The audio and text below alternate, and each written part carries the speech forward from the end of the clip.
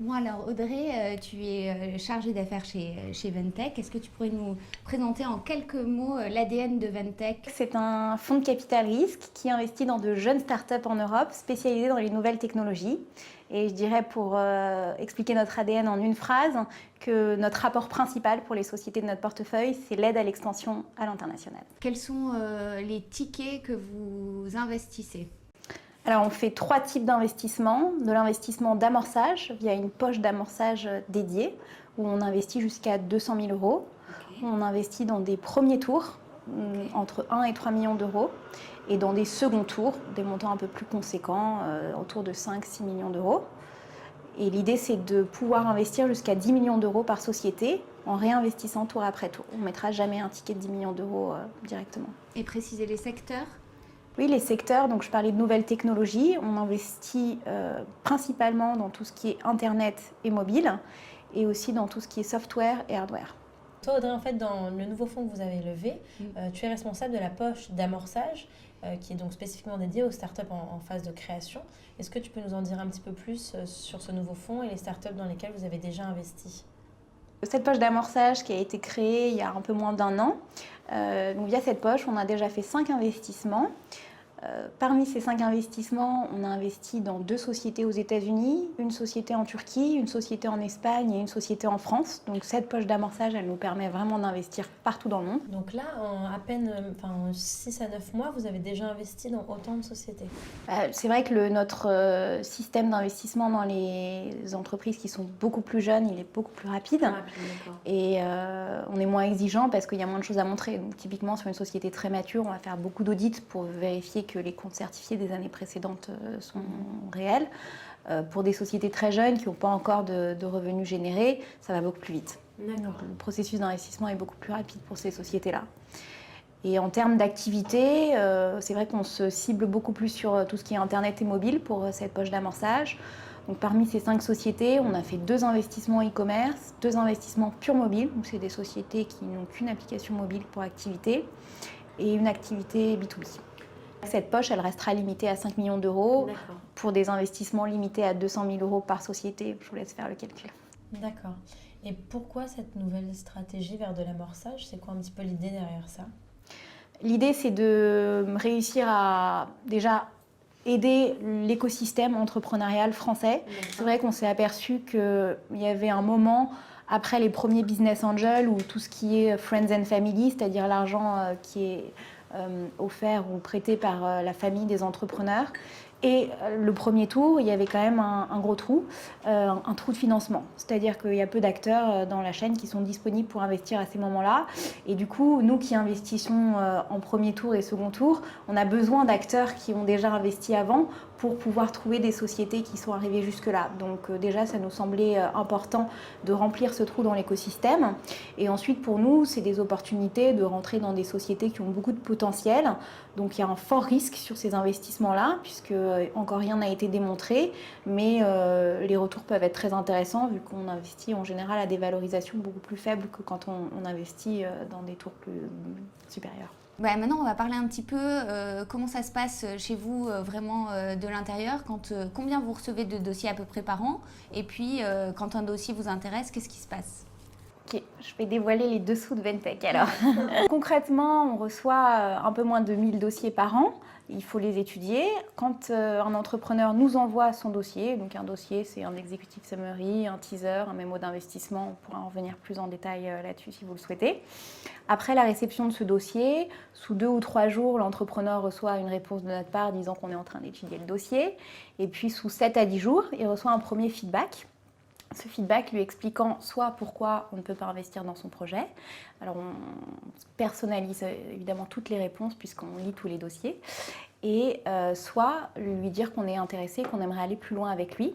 Et dans ce second cas, on met en place un rendez-vous entre un des partenaires de Ventec, celui qui est le plus approprié par rapport au secteur de la société en question, et l'équipe en fait de la société, l'entrepreneur principal et ses cofondateurs, s'il en a. Et en général, ce rendez-vous, il a lieu 1 à 2 semaines après l'envoi du dossier initial. Et ensuite, si tout va bien, on continue les rendez-vous et l'étude des projets. En général, justement, par rapport au moment où la personne vous a envoyé le dossier, il faut espérer combien de mois si jamais vous êtes intéressé pour investir et que vous y allez? Ça prend combien de mois à peu près? Ça dépend beaucoup en fait de la start-up en question. Une entreprise qui est très mature, elle va nécessiter beaucoup plus de due diligence, beaucoup plus d'audit qu'une entreprise qui est toute jeune.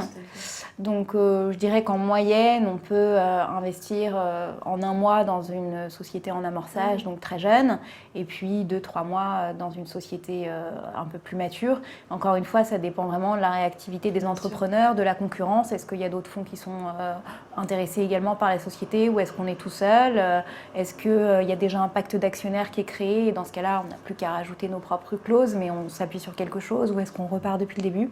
C'est très variable. C'est intéressant justement cette notion de concurrence entre les fonds parce que c'est vrai que vous aussi, les fonds, vous cherchez aussi les meilleures pépites. Et comment vous faites pour trouver les meilleures pépites? C'est vrai qu'on ne voit pas souvent ce côté-là de notre métier.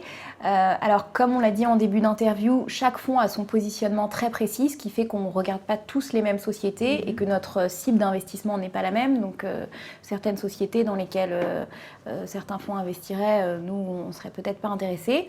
Par contre, c'est vrai qu'il y a des sociétés sur lesquelles on est en concurrence. Alors, je pense qu'il ne faut pas trop parler de concurrence parce que globalement, les fonds sont confrères, c'est-à-dire qu'on peut co-investir dans une même société. Donc c'est assez rare qu'on arrive dans une configuration où c'est impossible de travailler ensemble, c'est impossible de se partager entre guillemets un tour et c'est impossible de collaborer. Mais ça arrive sur des petits tours où un seul fonds peut intervenir, qu'il y ait des guerres de valorisation, c'est-à-dire que chaque fonds envoie une term sheet et l'entrepreneur a le choix du roi. Souvent les entrepreneurs vont aller chercher la meilleure valorisation. Nous, ce qu'on conseille aux entrepreneurs, c'est quand même de regarder aussi l'acteur en question, le fonds. Comme je le disais, chaque fonds a ses spécialités et chaque fonds a ses arguments et ses avantages. Bon, c'est vrai que nous, on insiste beaucoup sur l'expansion à l'international, mais d'autres fonds ont d'autres arguments. Donc aussi, chaque société devrait regarder qu'est-ce qu'il recherche au-delà de l'argent. Oui. Un fonds, ce n'est pas uniquement un support financier, c'est aussi un support business. Est-ce qu'il y a un petit peu un standard qui est attendu? C'est-à-dire que, notamment pour les sociétés en amorçage, au démarrage, quand elles font une première levée de fonds, l'investisseur, lui, son état d'esprit, c'est de prendre à peu près 20 à 30% du capital. Je crois que c'est difficile de raisonner comme ça. La valorisation d'une société, elle dépend de nombreux critères. Le premier critère, c'est est-ce qu'il y a de la concurrence ou pas? Donc ça peut faire monter la valorisation entre les fonds. Donc est-ce que plusieurs fonds regardent la société?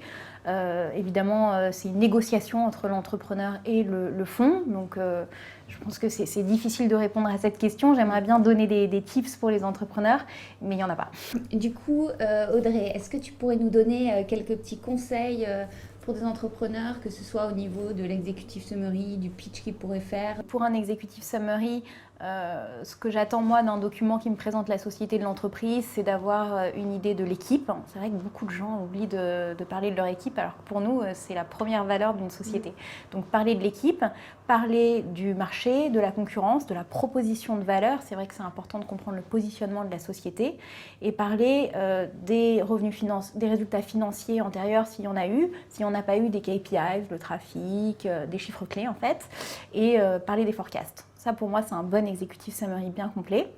Pour un pitch, je dirais que nous, ce qu'on a envie, c'est d'entendre la voix du président qui est passionné par sa société. Mais souvent, ça arrive que les entrepreneurs se laissent un peu emporter par cette passion et qu'ils oublient de se structurer. Donc pour moi, un bon pitch, c'est quand même un pitch qui est basé sur une présentation, PowerPoint en général, qui est structuré, qui a un summary et qui suit ce summary. En général, quand un pitch se déroule bien, ça devient une discussion entre le fonds et l'entrepreneur avec des questions-réponses, mais toujours basées sur la présentation. Je dirais que les meilleurs pitchs, c'est ceux pendant lesquels l'investisseur pose une question et l'entrepreneur répond, c'est le slide d'après.